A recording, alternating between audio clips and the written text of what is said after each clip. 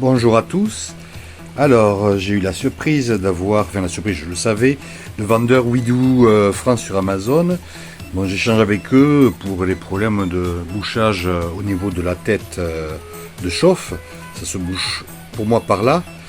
Et ils m'en ont envoyé deux comme ça. Non, ils m'en ont envoyé une, donc j'en ai deux comme ça. Et le dernier message, ils m'ont dit qu'ils m'envoyaient une nouvelle version. Et alors, rigolant, je disais... Ben, c'est juste le caoutchouc rouge, peut-être que ça marche mieux. En fait, si on regarde, mais là, je vais éclairer au niveau, voilà, on voit que le diamètre se rétrécit dès le début, et celle-ci, le diamètre se rétrécit au fond. Ça veut dire que le tube PTFE, à mon avis, il rentre là-dedans, il va jusque là. Alors qu'ici, ben, il devait toucher et on doit avoir une cavité. Et c'est peut-être là que ça coincait, ça peut être une bulle, voilà, ça passe pas bien. Donc on va essayer avec ça, du coup le PTFE, ben, il faudra qu'il aille jusqu'au fond. Alors je vais vérifier avec un bout de PTFE si c'est bien ce diamètre. Donc effectivement, ça rentre bien dedans, voilà, donc ça va au fond, alors que l'ancienne, ben, ça s'arrêtait là. Alors, est-ce que ça bouchait ici? Je ne sais pas, parce que moi je tirais comme un malade et quand ça cassait, je voyais le filament qui restait là. Donc je ne sais pas où ça bouchait. En tous les cas, ça jointe pas. Je dis, ouais, il y a une cône, c'est pas top. Surtout si la chaleur monte. Alors que la nouvelle tête de chauffe, youp, ça va jusqu'au bout. Donc là, quand je vois les tutos où on dit ouais, enfoncez bien le tube PTFE jusqu'au bout, ben là oui, ça va toucher la buse. Alors j'ai testé avec l'autre PTFE bleu, c'est le même diamètre, ça rentre. Hein. Bon, ben on va monter ça et faire des tests. Nouvelle tête montée, tête de chauffe, rouge. Qu'est-ce que c'est joli, assorti au fil au-dessus. Là, je viens de faire le niveau Z.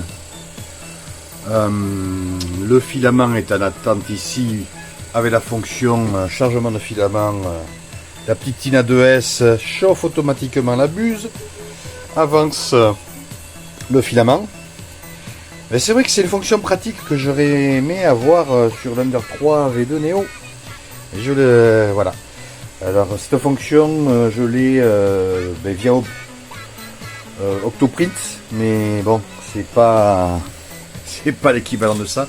Là, ça chauffe, ça avance le filament. Il suffit de l'avoir ici, ça fait une purge. Donc ça va jusque là et ça purge.